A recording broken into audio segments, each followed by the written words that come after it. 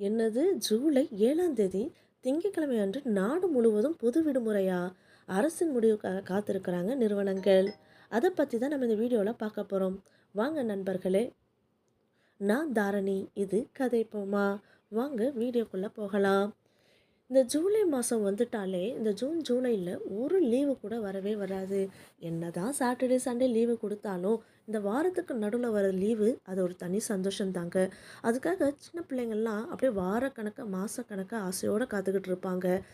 சின்ன பிள்ளைங்க மட்டும் இல்லை, பெரியவங்க கூட அதுக்காக காத்திருப்பாங்க. அப்படிப்பட்ட ஒரு தருணத்தை தான் இந்த நாளில் நம்ம எதிர்பார்க்க போகிறோம். வங்கிகளுக்கு விடுமுறை வழங்கப்பட வாய்ப்புள்ளதாக அங்கே செல்லக்கூடியவர்கள் வேலைகளெல்லாம் முன்கூட்டியே முடித்துக்கோங்க அப்படின்னு சொல்லி கேட்டுக்கொள்ளப்படுகிறாங்க. ஜூலை மாதம் 7ஆம் தேதி திங்கட்கிழமை அன்று நாடு முழுவதும் பொது விடுமுறை அறிவிக்கப்படுமா அப்படின்னு சொல்லி ரொம்ப எதிர்பார்ப்போடு காத்துட்ருக்காங்க. இதை குறித்த அதிகாரப்பூர்வமான அறிவிப்பு இன்னும் வெளியாகலை. ஆனால் அதுக்காக எதிர்பார்ப்புகள் அதிகமாக இருக்குது. இந்தியாவில் முகரம் பண்டிகை ஜூலை 6ஆம் தேதி தான் கொண்டாடப்படுறதாக சொல்லப்பட்டிருந்துச்சு. ஆனால் இப்போது பிறை கொஞ்சம் தாமதமாக தெரிவதால் 7ஆம் தேதி கொண்டாடப்படுவதற்கு அதிக வாய்ப்புள்ளதாக சொல்லப்படுகிறது. சந்திரன் பிறை தென்படுவதை கணக்கிட்டு தான் இந்த முகரம் பண்டிகை ஞாயிற்றுக்கிழமையா இல்லைன்னா திங்கக்கிழமையான கொண்டாடுவாங்கன்றத சொல்லப்படும். இஸ்லாமியர் ஆண்டின் கணக்கின்படி முதலாம் மாதம்தான் முகரம் வருகிறது. அதுதான் இவங்க முகரம் பண்டிகையாக கொண்டாடுவாங்க. இந்த ஆங்கிலேயர் ஆண்டில் பார்த்திங்கன்னா ஜனவரி தான் முதலாவது மாதமாக இருக்கும்.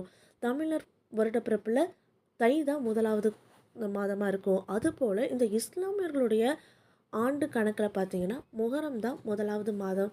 அந்த முதலாவது மாதத்தை மிகவும் சிறப்பாக அந்த இஸ்லாமியர்கள் கடைப்பிடிப்பாங்க.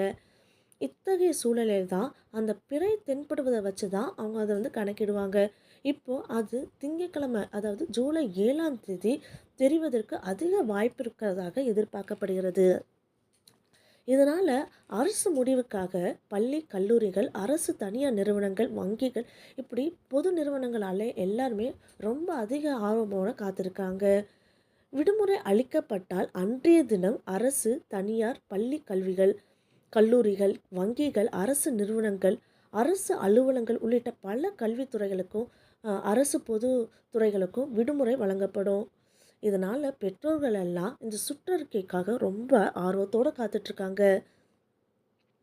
வங்கிகள் கூட அவங்களோட வேலைகள் எல்லாம் முன்னாடியே முடிச்சுக்கோங்க அப்படின்னு சொல்லி அவங்களுக்கு சொல்லிக்கிட்டு இருக்காங்க.